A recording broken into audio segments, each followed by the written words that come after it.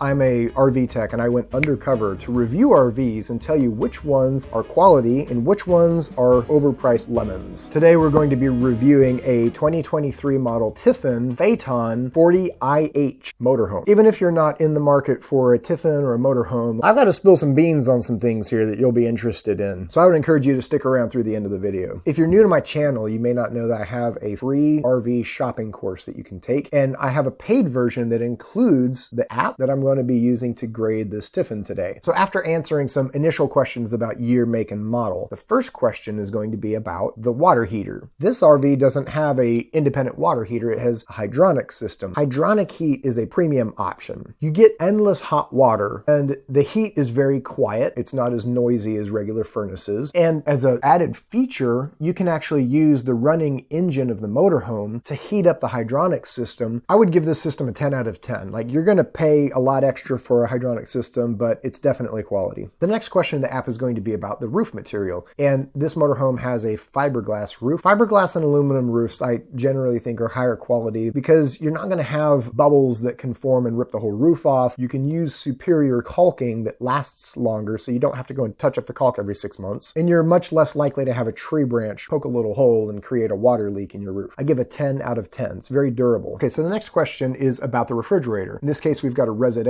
refrigerator, which I give a 10 out of 10. These are the most reliable of any of the options. So the next question in the app is going to be about air conditioner. And the AC brand on this is Coleman Mach. Not my favorite. I give it a 7 out of 10 rating because I've had to replace a ton of these units that just lost their Freon prematurely. So the next question in the app is going to be assessing cabinets. And this is one thing that, if you don't know this about Tiffin, they are really well known for the superior cabinet quality in their RVs. The cabinets are all made of solid wood and plywood, and the door fronts are all solid wood. They're really, really beautifully done and very high quality. This gets the highest score in my system of 10 out of 10 points for their cabinets. The next question is going to be assessing countertops. Tiffin chooses the highest quality countertops you can get, which is solid surface. This is a composite plastic material that's very, very durable and looks beautiful. And they used it not just in the kitchen, but also in the bathroom areas. 10 out of 10. The next question is going to ask about slide out systems. And Tiffin uses a low profile through frame hydraulically actuated slide system. Tiffins kind of have a bad reputation for these slides creeping out while you drive down the road. This is a problem that's created essentially by Lippert components, who makes the hydraulic cylinders that push the room in and out. Inside the hydraulic cylinder, there's a seal that can fail and result in the slide being able to move out. If you're driving down the road in your Tiffin and the slide starts to creep out, you can simply pull over, push the button to retract it again, and keep going. It's rare that the slide just falls all the way out for no reason. Like, it's going to be a gradual creep. So I give it an 8 out of 10. It's the kind of thing that you'll have to have addressed, but it's usually not as catastrophic of a problem. It's more of an annoyance that creeps up over time. Folks, the type of slide out that you have on your RV, in my opinion, really matters. There's some deal breakers, and you're not going to get a discount because of a poorly designed or a faulty slide system in an RV. So I think when you're shopping RVs, it really does matter that you understand what you're looking at. If you're seriously shopping RVs, I really recommend that you get my RV shopping course. The more you understand what you're looking at when you're shopping, the more you can avoid buying something that's going to strand you on the side of the road. So the next question in my app is about the plumbing system. And I know you probably are wondering, like, plumbing, like, don't they all come with correct plumbing? Dirty secret of the RV industry is no, they don't. There is no amount of money you can pay for an RV to ensure that it was plumbed correctly. Anywhere from very, very cheap to very, very terribly expensive RVs can be plumbed incorrectly. So is this $400,000 motorhome with premium features plumbed correctly? The very sad answer is no. When I reviewed Brinkley, I found that their RVs have between 4 and 6 improper plumbing connections. When I review Grand Design trailers, I find between 16 and 20 bad plumbing connections. When I looked under the sinks, I was shocked to see 22 improper plumbing connections in this RV. This is worse plumbing than any other RV that I've looked at. Heck, if you pay $10,000 for an RV, it should be plumbed correctly. If you pay $500,000 for an RV, it better well be plumbed correctly. Like, this is just inexcusable. I give a 0 out of 10 for the plumbing system in this Tiffin. Fit and finish, like, everything is beautiful in this RV. There was one minor imperfection I found, so I give it a 9 out of 10 in the fit and finish category. Final score is an 84. It lost most of its points on the plumbing system. Instead of giving this a grade B, I have to give it a grade F. Like I said, this is going to be controversial because everybody everybody thinks Tiffin is like quality, and in many ways they are. For the RV industry to convince us that these leaks just happen from time to time and this is normal, if you own an RV, you're going to have water leaks. No, most houses are cheaper than this motorhome, and most houses don't have leaks springing up just randomly like this. Would I buy a Tiffin?